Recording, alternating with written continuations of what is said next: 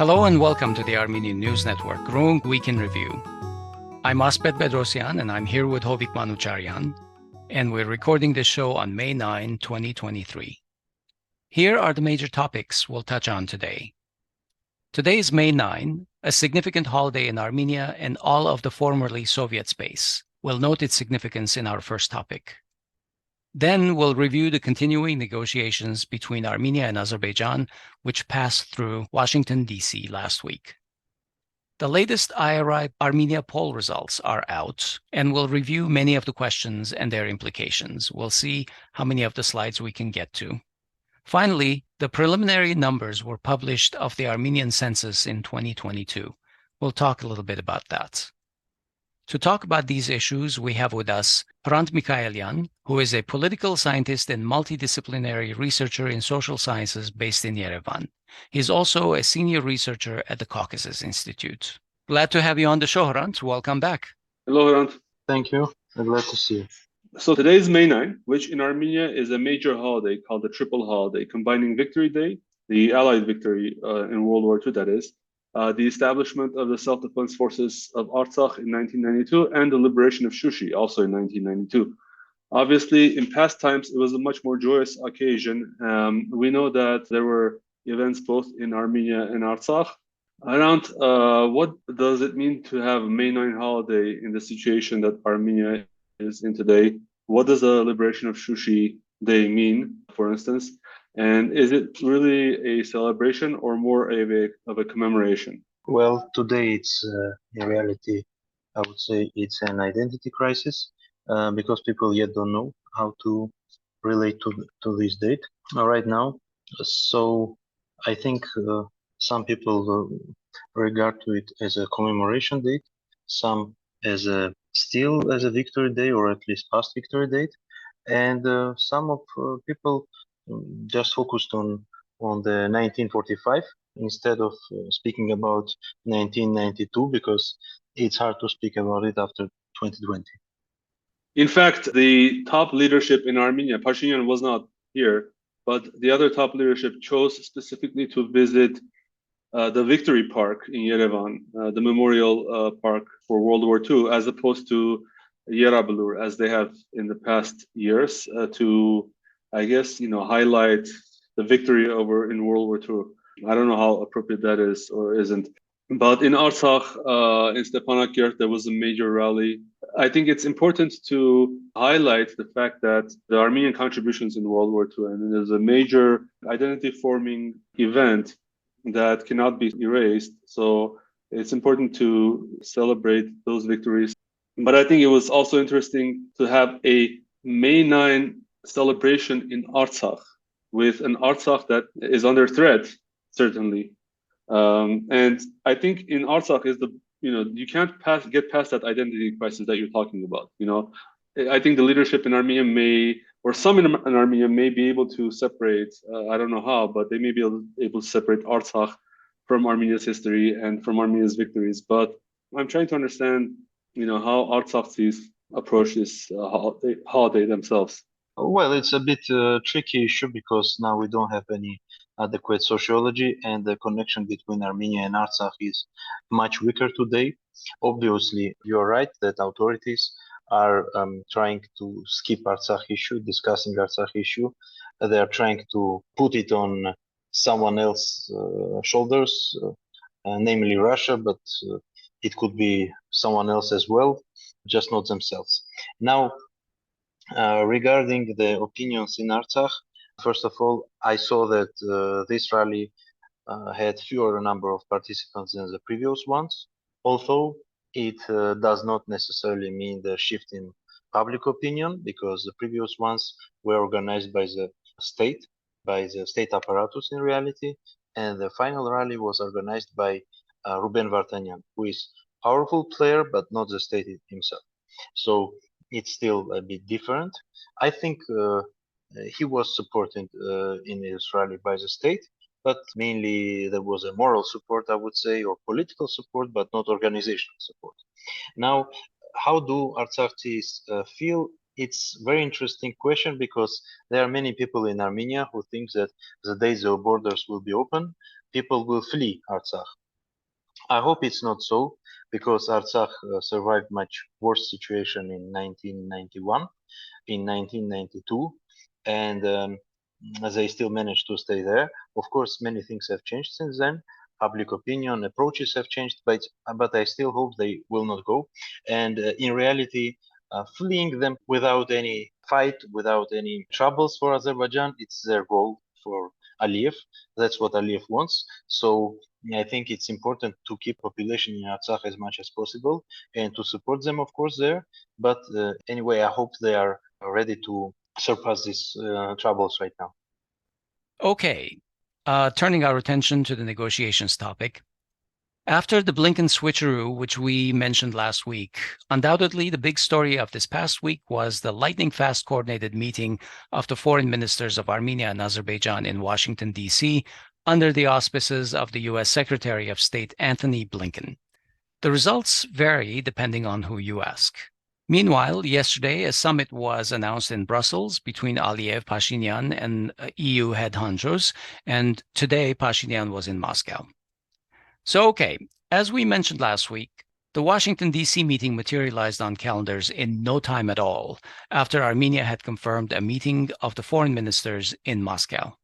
It happened so fast that everyone, and probably including the Russian Ministry of Foreign Affairs, were momentarily confused as to who's meeting with whom and where. Next thing we know, Ararat Mirzoyan was meeting Ceyhun Bayramov in Washington, D.C. for 3 to 4 days, which yielded uncertain results. At the end, Blinken assessed the progress made as significant, while Pashinyan was less enthusiastic, assessing the distance in terms of reaching agreement between the two sides as 990 meters to the previous 1,000. Apparently, the major areas of difference are about the international security mechanisms for Artsakh, and also about Azerbaijan's willingness to recognize Armenia's sovereignty on Pashinyan's 29,800 square kilometers. And by the way, these differences were confirmed just yesterday by National Security Chair Armen Grigoryan, who said that there was no progress on those issues. Okay, so given all this context, it seems like Pashinyan's assessment of the progress achieved was rather modest. Hrant, what are your thoughts about this? Where do you think these negotiations are going? It's a very tricky issue. You're right. It's hard to understand what was the initial goal of this meeting. Of course, you can say that it was just negotiation, but on the other hand, there were no grounds to achieve an agreement because, okay, Armenia wants to achieve an agreement, but Azerbaijan has no motivation to do so because if agreement is achieved, Armenia gains security. But what Azerbaijan does gain? Whatever Azerbaijan might gain through negotiations, it is also capable to gain through military effort. That's why, in reality, Azerbaijan does not want peace. And of course, there are mediators, namely US, Russia, and Brussels, European Union, who would like to be a mediator, who would like to show that they have groundbreaking success. We can remember how Matthew Bryza, the US co-chair of Minsk Group, has been saying that there is a big progress in negotiations, like in 2007 and 2008. 15 years passed, and we hear the same expressions from Washington. So I don't think in reality there was any kind of progress to be expected. Maybe it was some effort by Americans to decrease tensions, because we see that Azerbaijan is obviously preparing for new aggression. They're gathering new forces around the contact line. Maybe as Americans wanted to decrease the amount of tensions through these negotiations. And since we don't know exactly what has been discussed, and if we take into account that no progress was achieved at all, as the Armenian representative said, by the way, the Azerbaijani representative Bayramov said the same, the Minister of Foreign Affairs. So we can expect that probably the goal was not the achieving of final agreement. Maybe it was increasing the importance of American mediation first, and second, to decrease tensions just in short term. And one of the themes of the talks seem to be the rights, quote, the rights and security of the Karabakh people, as Blinken put it. Does this mean that all three sides are dealing with the issue of Artsakh as a minority inside Azerbaijan? There was also some echoes, I think some statements that were later deleted that talked about the minorities in both Armenia and Azerbaijan. So I wonder what your thoughts are about that statement that was, as I said, later edited out. Unfortunately, as of now, the official representatives of Armenia and United States are approaching Armenians in Artsakh as a minority in Azerbaijan as of now, and I think that might be changed. I think there should be enough push for that to change, but as of now, it seems to be like that.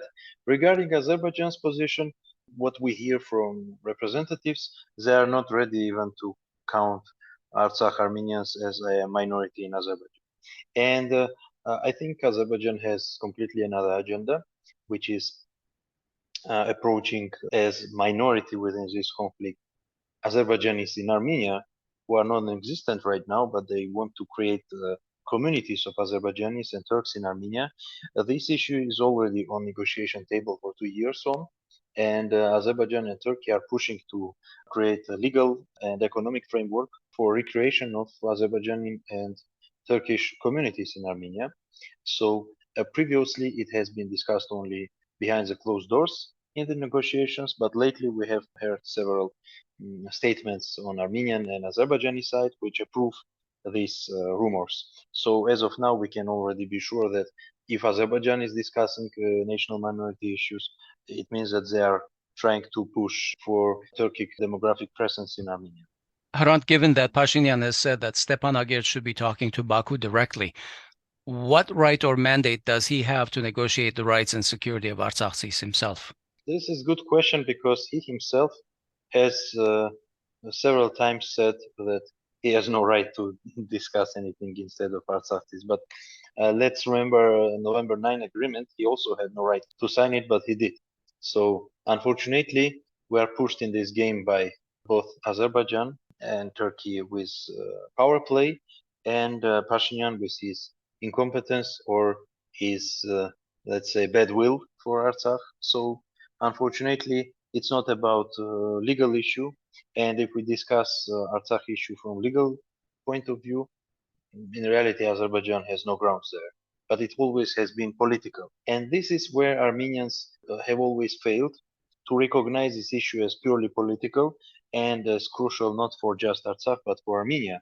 And that's why we see here that Azerbaijan is creating humanitarian crisis, but the goal is resolving political issue. So humanitarian is only the means for resolving political issue. Now Armenians approach it as just humanitarian issue. That's why Armenians are dealing with the Artsakh issue right now on one level lower. And that's why it's hard to gain success because you don't understand where the problem is. Problem is purely political, and problem is not between Armenia and Azerbaijan. It's generally challenge to Armenian world, to historic Armenian nation. That's how Azerbaijan is putting it. So I think we need to recognize the depth of issue, the reality behind it, and try to counter it as it is. Pashinyan commented on the Washington talks during his state visit to Prague.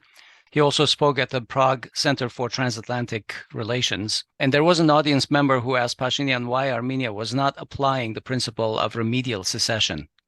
Pashinyan completely failed to answer the question and simply talked about his commitment to negotiations, despite Baku's, in his own terms, intentions of ethnic cleansing. So he pretty much made the point for the questioner that remedial secession should be exercised. My question to you, Hrant, is this a real viable option for Artsakh, and why doesn't Armenia support it? Well, this government has no moral and political will to support it because it is hard to realize it, as of today especially. As of 2020, it was completely a viable option, but now it's much harder to achieve it. What Armenia might try to achieve right now on this stage is to freeze the conflict at this stage and try to gradually improve situation in the future. But Pashinyan does not want to freeze the situation. He wants to get rid of Artsakh. That is a reality. And when he started blaming that Artsakh in Prague, that he is to blame because he left Artsakh. I mean, this is so awful argument. I mean, politicians make decisions, political decisions, and ordinary people have to deal with the consequences. Mm-hmm. And blaming ordinary people for the consequences of the political decisions is a mess. And unfortunately, it has become a tradition in Armenian political narratives because not only Pashinyan himself is blaming people, there are also such people in different political angles or different parts of Armenian political landscape. So in reality, people have no knowledge, possibility to resolve this issue. It's political issue, and when politicians fail, they only can say that anyone else is to blame, unfortunately. Pashinyan also took the opportunity of a question to further bash Russia and the CSTO as having failed in their obligations to Armenia. Then he said he will be in Moscow, and yesterday he traveled there, and today he was participating in the May 9th parade in Moscow. At the same time, the EU issued a press release announcing a meeting in Brussels on May 14th. So that's this weekend between Pashinyan, Aliyev, and Charles Michel. So things are moving fast, and the geography keeps ping-ponging. Today, we heard that there may yet be another trilateral summit between Pashinyan and Aliyev in Moscow, right after the Brussels summit, this time with Putin as a mediator, essentially. What can you say about the Brussels summit this coming Sunday, especially coming so quick after the Washington, D.C. summit? It seems to be there is something to negotiate, and would Aliyev go to Brussels without essentially having some kind of assurance that there may be something to gain from that process? Probably. What Aliyev does is he is trying to play all these negotiation places and trade there. For example, he goes to Moscow and says, look, I have this possibility gained on negotiations in Brussels, and their package is better than yours. So you should give more attention to my approaches. And then he does the same in Brussels and speaks on Moscow or Washington. So he's pushing his own diplomacy in a very strong way. And what does Pashinyan? I don't understand if we exclude his tries to get rid of Artsakh, because we can also remember that he said that whatever Ararat Mirzoyan will achieve in Washington, he will sign.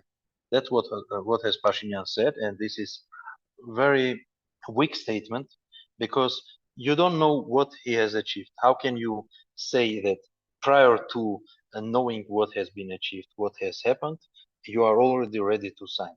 So here we have a big problem, and because this diplomacy which Armenia is pushing, Armenian government is pushing, is completely irrelevant to the situation, and Aliyev is trying to use to play on all tables, on all stages, and gain maximum. With regard to Pashinyan being in Moscow, apparently there was no one-on-one meeting with Putin, at least not an official one. And it seems like all he did was participate in the May 9th parade in Moscow and have some maybe side dinner conversations with Putin. There was famously there was this picture of Putin applying hand sanitizer to Pashinyan's hand, who was holding it out. I mean, interesting imagery. But what can you say about what was the reason for Pashinyan's visit to Moscow, and do you think that anything was achieved there? I think that Putin's goal was to have as many foreign leaders as possible. For Pashinyan, it was not a very big trouble to give this present to Putin, to be present there, to come to Moscow, and to, let's say, by the very fact that he visited Moscow, to decrease tensions a bit. But anyway, we can say that we can state that Russian-Armenian relations are completely failed, and I don't see any chance for improving these relations under current administration. Okay. In April, James DeWitt, the director of the Armenian branch of the International Republican Institute, was in Yerevan, probably to inform the Armenian authorities that their latest poll results would be out shortly, and, well, the results don't look so good for them. Before diving directly into the specific results, Hrant, I know that you have performed a comparative analysis of post-revolutionary euphoria using data from this poll. looking at data from Ukraine, Georgia, Moldova, Tunisia, and of course Armenia. What can you tell us about similarities and differences in euphoria in these countries? I understand that basically post-revolutionary euphoria has gone down drastically since 2018, and your analysis shows that normally this is the case in all sort of revolutions. What could be deduced from all of this? Well, obviously, when you start from very high point, you have no place to go than going down. And it was very funny. That was a famous quote from Pashinyan himself, not for a completely different reason, but anyway, sorry, go ahead. Yeah, and when in Armenia, people who were also infected by this euphoria during the revolution, or so-called revolution, let's say, in 2018, were trying to tell me or some other people that you don't know, you don't understand, you will realize it in the future. I was having fun because what I knew was that the level of support of Pashinyan cannot grow anymore. It just can decline. And of course, those people who were in support, most of them are not supporting him right now. Now, yes, if we look at trajectory, we see the most similarities with Georgia, with Georgian case, with Saakashvili. And there are some good reasons for that. First of all, there are political and cultural similarities between Armenia and Georgia, and there are many of them. And also the nature of regime and its tricks are very similar. Although Georgian regime was not as heavy dependent on media as Armenian one, and Armenian regime is keeping popularity against all odds because the situation is in reality, in Armenia, situation is tragic, but still they are keeping popularity because they are very successful in social networks. If we look at what happened in Georgia, like between 2003 and 2008, even before the war with Russia, support of Saakashvili's government was on decline. And it was caused by the fact that there were no social networks at that time. Although Saakashvili has consolidated all state and non-state media, let's say broadcasting media, under his control. And Pashinyan was more or less successful to do the same. Almost all opposition channels are off right now, and the number of opposition YouTube media and newspapers has declined, while pro-government newspapers has increased. But even despite this fact, his popularity is declining. Now we see that a number of people who think that Armenia goes right way, it's 36%, and 52% say that Armenia is going wrong way. 52% is really all-time high. Two states that Armenia is going the wrong way, at least during the last 5 years. But 36% is not all-time low. It's more or less common for the last 2.5 years. So it's not that during the last several months let's say, popularity of Pashinyan has declined. It's the number of those who oppose him has grown. So in reality, what we see is that Pashinyan is keeping his core electorate, which is, let's say, by different metrics between 20 and 40%, depending on what you regard as his support base. And the people who are not within this group are more or less consolidating against him, but this takes place very gradually. So he has essentially a core support still. Do you think that basically this poses a threat to internal stability yet? I mean, is he at a point, despite his sort of level of support, 52% of the country seems to be saying, he's going in the wrong direction. And there are some additional statistics we can cover later, that say his anti-rating is pretty high, specifically. There were questions related to that. At what point does a high anti-rating translate into instability internally? It can vary much. Let's say at this time, 37% say they more or less agree with or they approve what Pashinyan's office is doing, and 61% say they disapprove Pashinyan's office or Pashinyan himself, Prime Minister office. If we are talking about the government itself, the general government, the approval rate is even lower and disapproval rate is higher. So in reality, we can say that a vast majority, in reality, 1 to 2 people in Armenia disapprove the politics of the current government. Now, if there are some people who don't disapprove, who think Armenia is not going wrong way, but they think the government is wrong. That's because, for example, the economic growth, which we have seen last year, pretty much connected to the events with Ukraine, Russia, sanctions, and so on. So in reality, yes, vast majority is against this government. Moreover, let's take a look at the social groups, which indicates that those people who are receiving pension benefits, I mean the social pension or age pension, they are the most likely to support Pashinyan. And those who are young, who are employed, or who are unemployed as well, they are most likely to disapprove Pashinyan. Now, the difference is that those who are long-term unemployed, those who are young, are much less likely to vote in elections, which is important. And those who receive government benefits, they are most likely to participate in elections. So we have this asymmetry in regards to how possible voters behave, how different social and age groups behave in elections. That's why we see that on one hand, 21% is ready to vote for Pashinyan in general elections, and in Yerevan the figure is as low as 17%, but his opposition figures are even lower. But if we take a look at some age groups among youth, the situation will be completely different.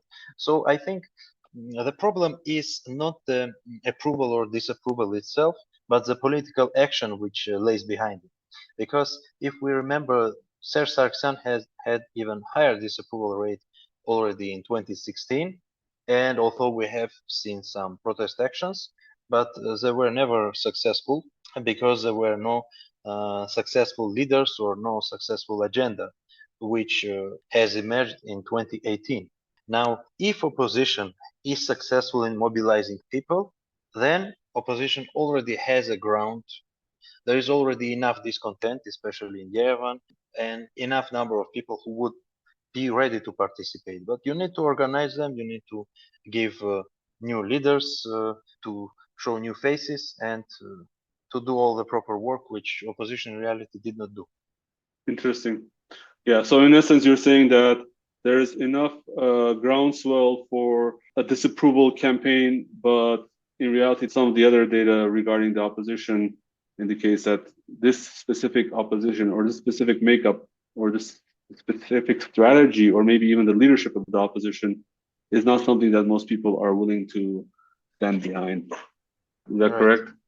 Okay. Right. Well, let's look at some of the questions about institutions and people's opinions about them. So one of the questions, I think slide 21, asks how satisfied or dissatisfied are you with the work of the following institutions? And it listed all the institutions in Armenia, or most of the top ones. Only the church and the police got more than 50% approval ratings. All others did not pass. I believe this is the first time that we're seeing the church as the top of the list. What are your overall observations about these results, about the trust in institutions? And I should say at the bottom of the list were the prosecutor's office, constitutional court, the courts in general, the National Assembly, and the Supreme Judicial Council. Right. Let's start with church. In reality, in long term, during the last 30 years, church has been one of the most supported institutions in Armenia. Generally, there were two supported institutions, the army and the church. Church usually had like 70% approval rate, and army had usually 80% approval rate. Now, because of anti-church campaign that has been raised by this government during the last 5 years, the approval rate of church has declined to 54% in general and 25% of those who are very satisfied. So let's say core support group of church, which is highest among all groups, but still much less than has been. But at the same time, if we look at decline in trust in institutions, it does not apply to church because most of the state institutions or approval rate of state institutions are interconnected. So if, for example, if trust in courts is declining, it also affects approval rate of Pashinyan. And if approval rate of Pashinyan is declining, it also affects the approval rate of Central Election Commission, but church is not interconnected with them. That's the first thing which I want to mention here. So the more time will pass, the more approval rate of Pashinyan will decline, the more it will be obvious that there is difference between church and the state institutions, and I think the less effective will be the media campaign by the current government. Maybe even it will be reversed somehow, because people will see that Pashinyan is criticizing church, and it will affect church positively. Now, that's one side. Another thing which is very important is that, by the way, I would like to add that local governments had also more than 50% approval rate, 52% in general, among whom 15% are very satisfied with their work, and so 37% partly satisfied, and 44% generally not satisfied. But the most important trend here is a decline of support towards army, because usually our army support has been at around 80%. In fact, before the war, it was at the top. So on the issue of church, I have one more quick question before going. I think that many, especially people who are opposition-minded, have come to terms with the fact that the ratings of the opposition are so low, and there are both subjective and objective reasons for that. But from recently, from a lot of my contacts, I've been hearing that the church could potentially take on the mantle in terms of unifying people who have an opposition mindset, and specifically continuing the struggle for Artsakh. We know that the church is actively involved in the committee to free General Khachaturov Jr., like Grigory Khachaturov, who is currently under arrest. What is your opinion about the potential for the church to basically be the leader in the opposition, as opposed to the main opposition parties and the alliances? What I could observe in the church behavior, the church leadership behavior, and by the way, I want to add that with the other co-founders of Armenian Project and with the students of Armenian University, we have visited Catholicos of All Armenians 2 days ago, and it was a very good gathering. We have heard his opinions on many issues, and I got the impression that on one hand, church has its own position, which is, let's say, nation-minded and of course Christian-minded. But at the same time, church is not ready to take political stance, which is very firm. So church is ready to be the, let's say, the center around which other people will unite. So they say, you can accept us as a platform, but not itself to be an actor, especially political one. So it might put stance as a moral actor, but not political one. That's what I understood. And for Armenian church is at least in last 30 years, and in reality last 100 years, it's not common to act in a proactive way. So most probably we will not see much of activity coming from Echmiadzin. All right, let's talk about the armed forces. Specifically, the question was, how satisfied or dissatisfied are you with the work of the armed forces? 59% were dissatisfied, 40% were satisfied. That comes down from a peak of 91% in October 2019 who were satisfied, and now it's down to 40. And basically, I believe at that time in 2019, Army was number one. Obviously, there are objective reasons for this. We are 3 years after the horrific loss. But is there a direct relationship, do you believe, between trust in the armed services or armed forces and people's trust in their own security? Especially what I'm worried about is, are the Armenian people worried about their own security? And what does that mean in terms of when you have so many people who are dissatisfied and worried about their own security? Yeah, now I see that Army was really topping the list in 2019. And by the way, the approved level of Armenian Apostolic Church at the time was 74% compared to 54 right now. So it also decreased, although Army has decreased from 91% to 40%, more than twofold. Now, considering the reasons why the approval of Army has declined, there are several reasons. One is that obviously Army don't solve its own issues, and it is security, as you mentioned, the sense of security. and in addition to that, keeping the territorial integrity of Armenia, aiding Artsakh, and so on. So army has failed this mission, and of course, if we talk of army in analytical way, we should mention that army is not in the air. It's completely part of the government. It's completely part of the whole institutional system of Armenia. So it's not that army failed itself. It's a state has failed or the government has failed. But anyway, if people are asked, does army deliver its own main mission, security, territorial integrity, borders? Of course not. That's first thing.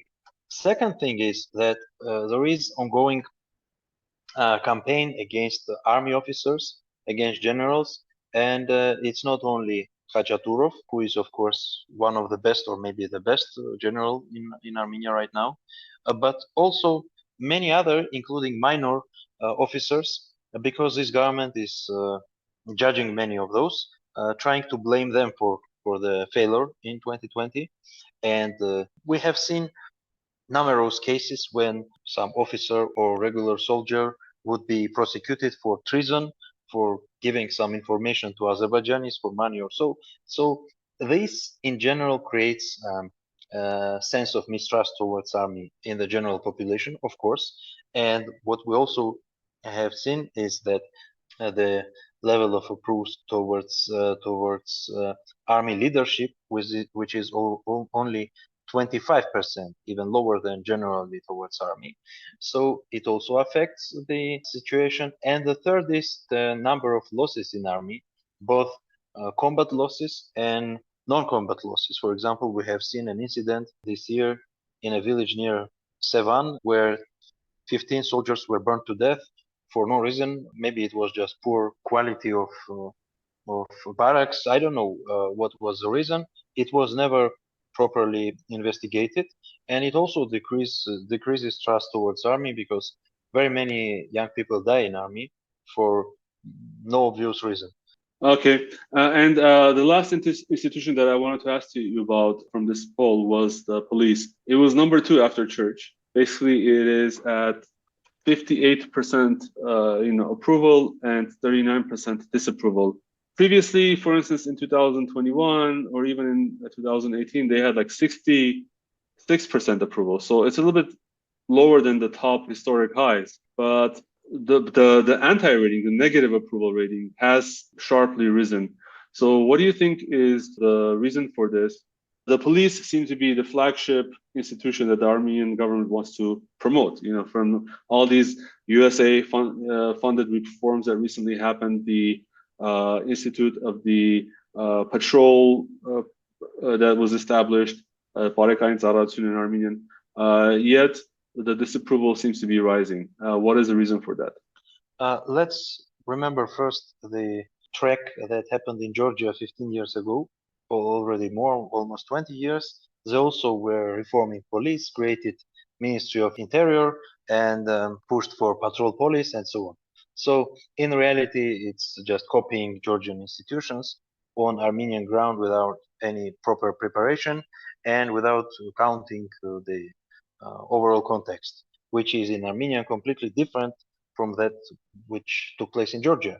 So if in Georgia police was completely corrupt and incompetent before the reform, and the reform delivered the change, in Armenia it's completely different situation. Police was mainly competent, to some extent slightly corrupted, compared to Georgian, almost not corrupted, compared to Georgian, which was until 2003. And that's why the change here is not obvious on one hand. On another hand, the people who were gathered to the police right now, to the patrol police, who are young, not prepared, and of course, we see, by the way, a rise of crime rate in Armenia, significant rise of crime rate. Especially, we see rise in violent crimes, in very serious crimes, and for example, a number of people murdered in 3 months has grown from 10 to 17 in 1 year. We have seen sharp rise of drug dissemination in Armenia, very sharp rise. Only in 1 year it is 120% increase. We see many other crimes. So Here, of course, we see incompetence of police. And third factor is that police is completely politicized right now. Of course, police was never fully neutral politically, but it has never been as politicized as right now, or maybe during Vanos Iradegan as well. But the last 20 years, last 25 years, it was never as politicized and never served as a tool for the ruling party to push its own agenda or to use it in internal politics, which took place last year especially when during protest actions several thousand peaceful protesters were detained, the amount which exceeds the number of detainees during previous governments, like 5 or 10 times. So during such events in scale, let's say, yeah. So of course, people see that police is politicized, less competent, and there is a rate in crime. Okay, I wanted to look at slides 41 and 42. Slide 41 asks, what are the greatest achievements of this government? And slide 42 asks, what are the biggest failures of this government? To the greatest achievements, 3/4 of the respondents could not say what they would be. 42% said none, basically saying no achievements. 21% said it's hard to say, and 10% said other. Those who mentioned achievements listed things like diplomatic ties, road improvements, other items like that, and they were all in the single figures, like 2%, 3%, 4%, etc. Meanwhile, to the question of what the greatest failures of this government were, 55% of the respondents listed items concerning national security in one form or another. For example, the closure of the Lachin-Pertsor corridor, the failure of the cause of Artsakh, border security, territorial losses, uncertain state of the armed forces, losses in the army, and foreign policy. 6% of the respondents said there were no failures by the government, and 21% said it was hard to say. One more thing I want to mention. Respondents listed the same failures as line items that they would like to see improved in the coming 6 months. So, Hrant, to me, the respondents seem to be clear in saying that this government has completely failed in its constitutional mission to protect the country and its citizens. How will this message be heard by Pashinyan and his cohort? Well, first of all, he can talk only about achievements, and achievements are also perceived because development of diplomatic relations. Yeah, we see many visits to Armenia from Armenia, but there are no results. So the let's say diplomatic ties which we see, it's not about Armenia taking part in some processes. Rather, Armenia, it's not. Let me be rude a bit. Armenia is not sitting around the table. Armenia is on the table, unfortunately. And yes, Pashinyan is taking part in all these negotiations, but just to be informed. That's a reality. Now, improving the roads. Yeah, it is reality. Roads have improved. So I think this is fair take. So some people can say this is important for them. There are some other successes. We see those, but they are in reality much lesser than the failures. The successes seem to be in lower priority items, Yeah, like fixing roads versus the security of Artsakh, for example. Yeah, of course. We see 21% who refused to answer or said they don't know. Refusing to answer is sometimes a sign of fear. Maybe these people don't want to say, are afraid, maybe not even of government or of something else, or maybe of their neighbors. I don't know. Anyway, if we exclude them, we see that 43% see no successes of this government and 6% see no failures. This is the most comprehensive comparison because it's already not that subjective. You don't ask about Pashinyan, you ask about specific deeds. Now, of course, what we can see is that majority of issues are connected to security, army, and foreign politics. And this is the reality because if we see the problems with the educational system, if we see the problem with economy or with something else, this is fixable. Loss of territory is not fixable. So I think this is why there is this big imbalance between successes and failures. And yes, 43% of those who see no successes and 6% who see no failures is very big discrepancy. So would there be consequences in 6 to 12 months if the government hasn't addressed these issues as indicated in slide 43, as you mentioned? For example, do you think that this could translate to certain consequences in the Yerevan mayoral elections later this year if these issues are not addressed? Unfortunately, I think it will not affect the elections. I think the government has already done a lot to win in these elections, as they have already created a context within which they are going to win. There is a preferential candidate, and for him, the whole state apparatus is already working. Tigran Avignon, and he has been participating in opening ceremonies here and there.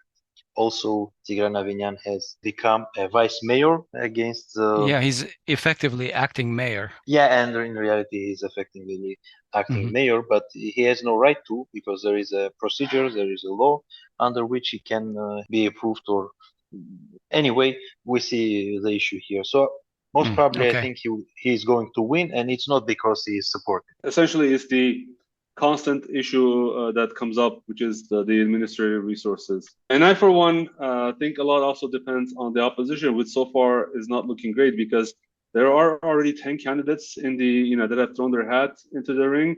And the main opposition parties in the parliament have not even decided or have not even announced their decision. So if this becomes something like the 2021 elections in June, then to me it seems like the result is already apparent. But let me ask you another question, Hrant, about corruption. There are two slides to this regard, slide 34 and slide 48 in the poll. One asked, how do you feel about the direction of the fight against corruption during the past 6 months? And the other asked respondents to specifically name corruption reforms that they were aware of. The ruling party's flagship cause is anti-corruption. Pashinyan came to power in 2018, promising a complete eradication of corruption. Last year, in fact, he claimed that systemic corruption in Armenia no longer exists. This poll indicates that 79% believe there is no progress or can't even name what progress there is. And all areas of progress that people could recall are in single figures. So how come? Well, corruption has been one of the most important issues regarding the perception of previous government, and it was one of the main reasons why the revolution took place 5 years ago. So perception of corruption in the country is a very important issue if we take into account this, and also if we take into account that many people connect their own well-being to corruption issue, it is important indicator. Also, we see that if asked how serious of problem the corruption is, right now 73% say it is a serious issue right now. So I think this shows that the fight against corruption is perceived as unsuccessful. Also, we can remember that there has been publication of corruption perception index, according to which corruption level in Armenia has increased, or at least Armenia has decreased in world ranking, and the results of Armenia has decreased.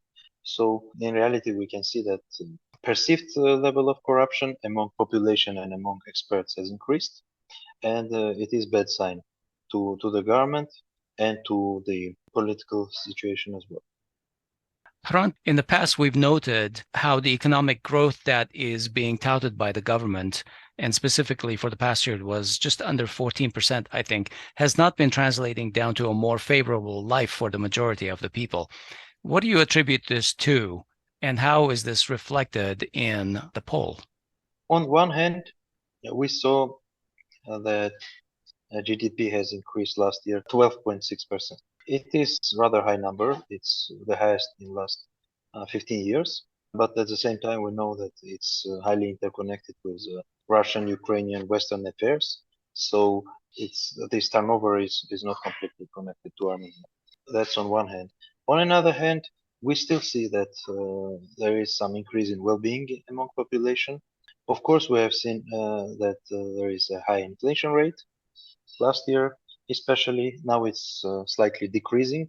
Right now, it has decreased because in March and April last year, it was a peak of prices, and now it it's slowly decreasing compared to previous March and April.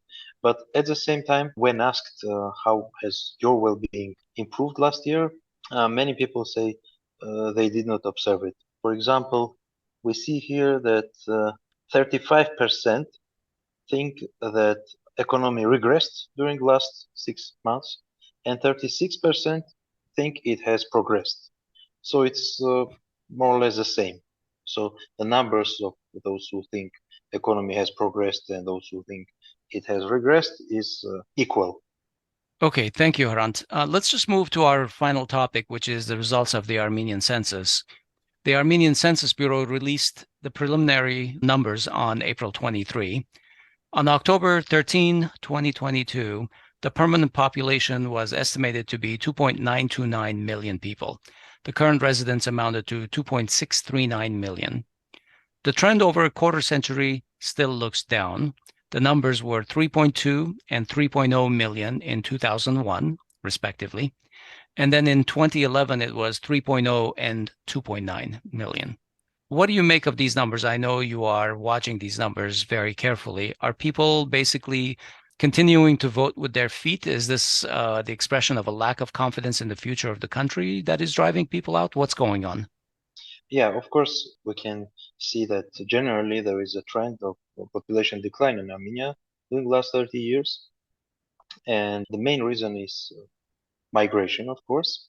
And also we see decline in birth rates. Right now, annually, it's about 36.5 thousand kids who are born annually. While in Soviet times, we had about 75 to 80,000 people born annually. So it's significant difference. At the same time, we see that due to aging of the population, the number of people dying is increasing. It's about 28,000 right now. Yes, in 2020 and 2021, it has been different because death rates have been affected by coronavirus, by the Azerbaijani aggression. But now it has stabilized mainly. And still, the census figures, especially when regarding de facto or present population, are incorrect because 2.6 million seems to be understatement, undercounting. And if we look at difference between the jure and de facto population, which is right now 290,000 people according to the census, it is impossible.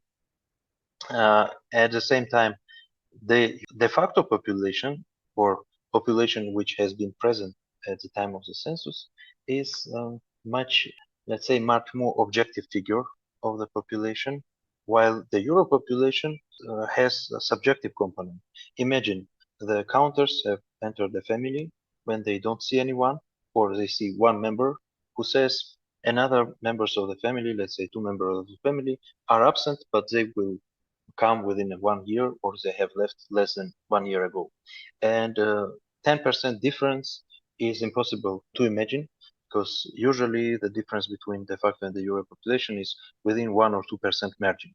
So actually... So, Hrant, let me understand clearly. You are saying that the estimated current resident count of 2.639 million is too low. Is that correct? Yeah, I think... Okay. I think both the Euro and de facto population lay within 2.8 to 2.9 million people. All right. Let's wrap up our topics here. So I'd like to ask each of you if there's been something on your mind this past week that you would like to share with us. Hovik, what's on your mind? You go first this week.